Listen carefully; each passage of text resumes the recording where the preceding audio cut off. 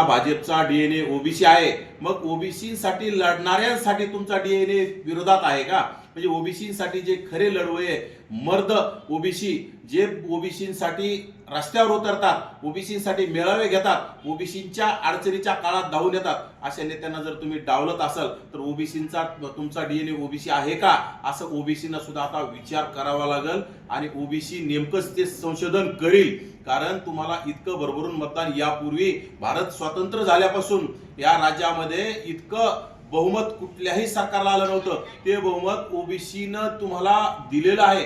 आणि त्याच ओबीसीच्या नेत्यांना, ज्यांच्यामुळे तुम्हाला बहुमत मिळालंय, त्याच ओबीसी नेत्यांना तुम्ही जर मंत्रिपद देत नसाल, त्यांना जर मंत्रिमंडळाच्या बाहेर ठेवत असाल, तर येणाऱ्या निवडणुका असतील, येणाऱ्या काळात नक्कीच ओबीसी या गोष्टीचा विचार करू शकेल. त्यामुळं माझी देवेंद्र फडणवीस साहेब असतील आणि अजितदादाला विनंती आहे की तुम्ही आणखी सुद्धा वेळ गेलेली नाही.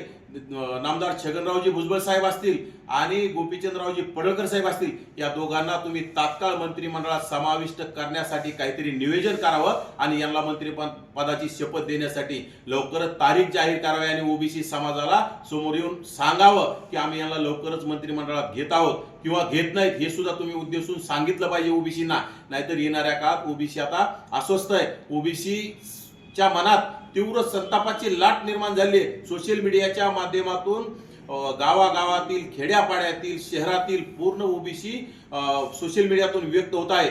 त्या जर भावना तुम्ही पाहिल्या तर नक्कीच तुम्हाला सुद्धा कळून जातील की ओबीसीनं तुम्हाला किती भरभरून मतदान दिलेलं आहे. आणि ह्या नेत्यांकडे, भुजबळ साहेब आणि पडळकर साहेबांकडे पाहून तुम्हाला मतदान केलंय. आणि याच नेत्यांना डावलल्यामुळे ओबीसी आता रागावलेला आहे, चिडलेला आहे. आणि ते येणाऱ्या काळात येणाऱ्या स्थानिक स्वराज्य संस्थेच्या निवडणुका तुम्हाला जर स्वतःचं नुकसान करून घ्यायचं असेल तर तुम्ही तुमचं ठरवू शकता.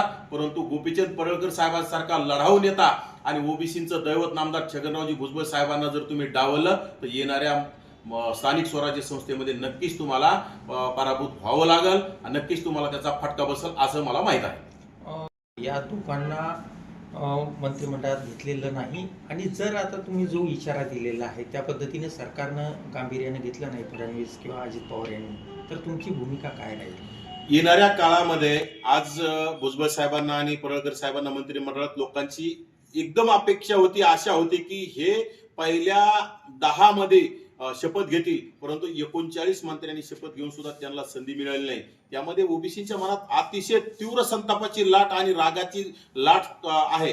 सोशल मीडियाच्या माध्यमातून ओबीसी सध्या व्यक्त होतोय. प्रत्येकाच्या स्टेटसला पाठीत खंजीर खोपसलेला आहे. भुजबळ साहेब आणि पडळकर साहेब, जसं की भुजबळ साहेबांच्या आणि पडळकर साहेबांच्या पाठीत खंजीर खोपसलेला असे स्टेटस या राज्यभरातील ओबीसीनं ठेवलेले आहेत. आणि येणाऱ्या काळात नक्की ज्या ओबीसीनं या महायुती सरकारला भरभरून आणि प्रचंड असं बहुमत दिलंय, 230 पेक्षा जास्त जागा यांच्या निवडून दिल्या आजपर्यंत. 1947 पासून महाराष्ट्रात कोणाचंही एवढं स्ट्रॉंग सरकार निवडून दिलेलं नाही कोणी. ते हे फक्त भुजबळ साहेबांमुळं, पडळकर साहेबांमुळं आणि ओबीसी समाजामुळं निवडून आलेलं, हे भरभरून प्रचंड ताकदीने निवडून आलेलं सरकार आज ओबीसीनं दिलंय. परंतु येणाऱ्या काळात हीच ओबीसी येणाऱ्या निवडणुकात या सरकारला पायउतार सुद्धा करू शकते. कारण की ह्या समाजाच्या भावना आहेत, त्या आमच्यापेक्षा समाजाच्या तीव्र भावना आहेत. समाजाच्या भावना आम्ही आज बोलत आहोत आणि येणाऱ्या काळात समाजाच्या भावना आम्ही बोलत राहू. आमची सरकारला कळकळीची विनंती की एवढ्या लढाऊ नेत्यांना, ज्यांच्यामुळे तुम्ही आज मुख्यमंत्री झालात, ज्यांच्यामुळे तुम्ही उपमुख्यमंत्री झालात आणि ज्यांच्यामुळे तुमचं मंत्रिमंडळ स्थापन झालंय,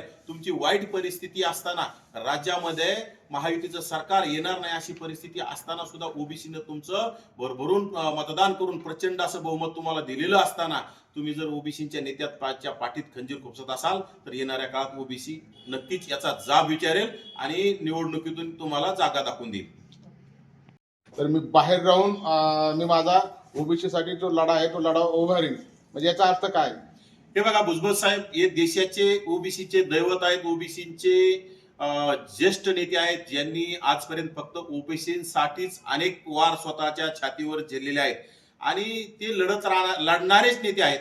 सरकारमध्ये असले काय नसले काय, भुजबळ साहेब हे मुख्यमंत्र्यापेक्षाही मोठं नेतृत्व आहे. परंतु मंत्रिमंडळात घेणं सरकारचं कर्तव्य होतं, जबाबदारी होती.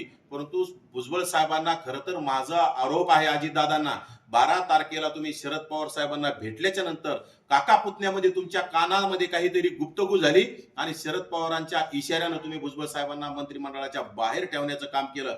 जे पडळकर साहेब शरद पवारांवर रोहित पवारांवर टीका करतात त्या पडळकर साहेबांना तुम्ही बाहेर ठेवण्याचं काम केलं. म्हणजेच तुम्ही काका पुतणे एक आहात का? म्हणूनच तुम्ही भुजबळ साहेबांना आणि पडळकर साहेबांना बाहेर ठेवण्याचं काम केलंय का?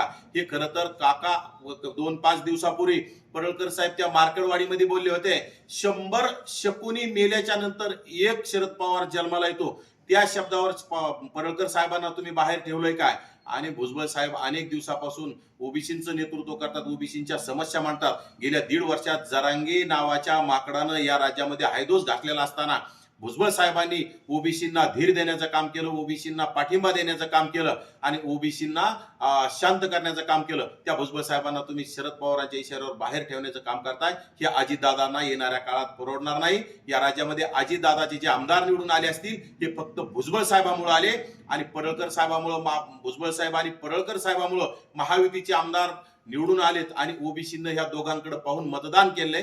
त्यामुळं यांना मंत्रिमंडळाच्या बाहेर ठेवणं सरकारला येणाऱ्या काळात परवडणार नाही. त्यामुळे सरकारने याची जाणीव ठेवून निर्णय घेतला पाहिजे.